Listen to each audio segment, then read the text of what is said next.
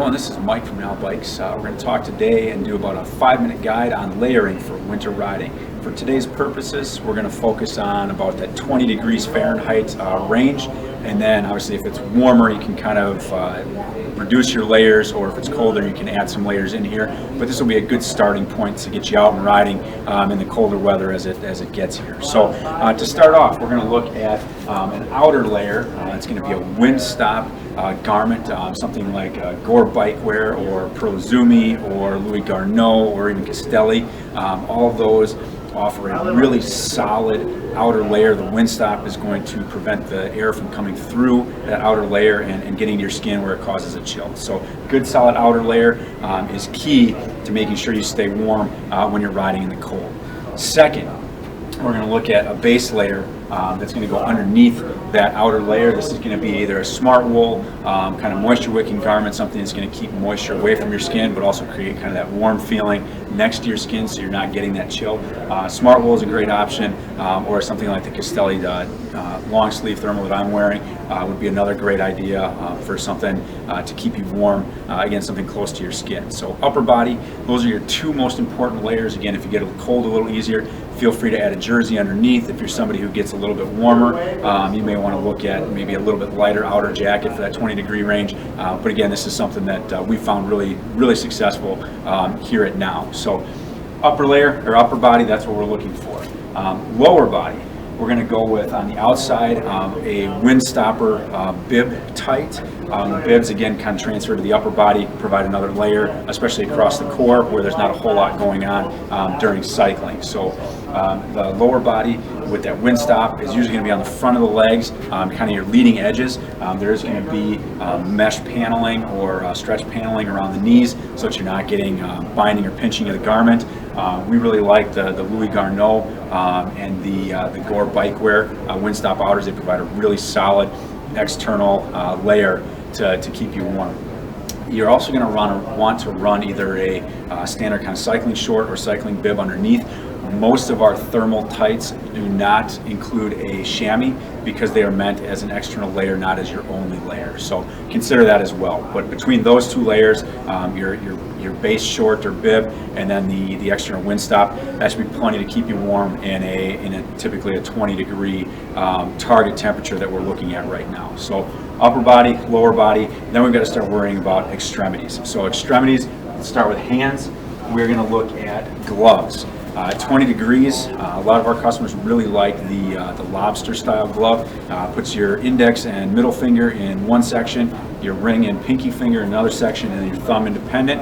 What that allows you to do is continue to manipulate the controls of your bike, but also puts your fingers paired together so that you've got a lot more warmth keeping in that glove. And you can pair that glove with a chemical-based hand warmer that we carry here in the store as well. That'll help to keep your hands extra toasty. So warmer than 20 degrees, you may want to go to a 5-finger glove because your hands might get a little bit too warm.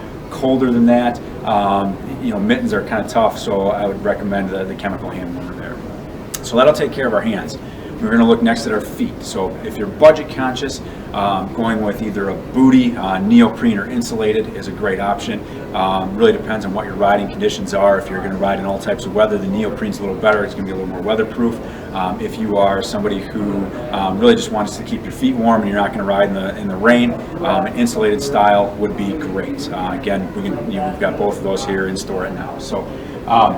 If you're somebody who's not quite on a budget, or you're a little bit less budget conscious, something like an insulated boot from 45 North, this is the Wolfhammer, is a great option. This has a range of about 0 to 25 degrees. If you're somebody who gets cold feet really easily, wear this up to probably about 40 degrees. It'll be great.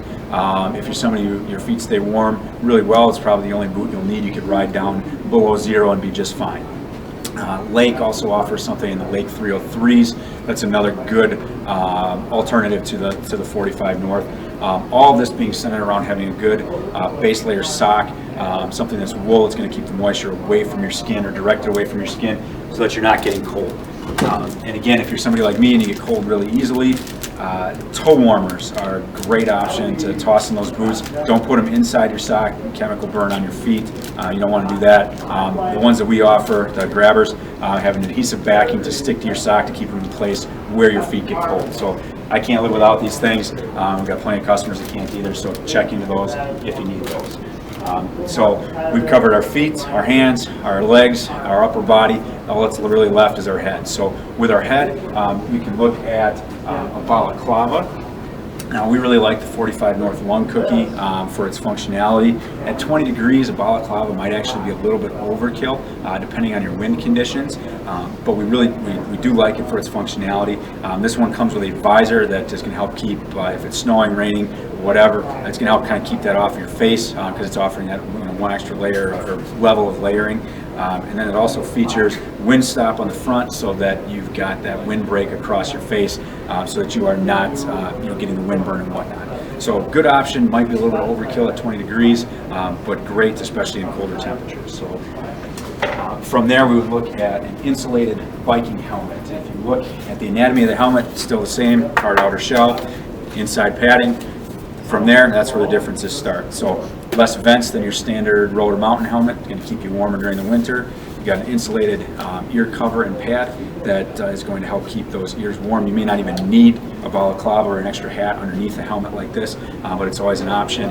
And then an extra feature of the winter helmets is an area that will secure your goggle strap so that when you are riding and you are wearing that goggle, it's not sliding down, it's not pushing down on your face, and the strap isn't coming down to keep it so that it's not staying secure. And then our final item is going to be a set of goggles. So if you have goggles that you use for skiing, same thing, you can use those absolutely. If you don't have a set though, these are great. It's going to insulate your face from the wind. It's going to stop all that from coming through. It's not going to get through the goggles like it might in a balaclava or something like that in a nicer weather condition. But it's also going to protect your eyes. It's really hard to wear sunglasses because they fog up. The goggles will not fog up during winter riding. So quick review.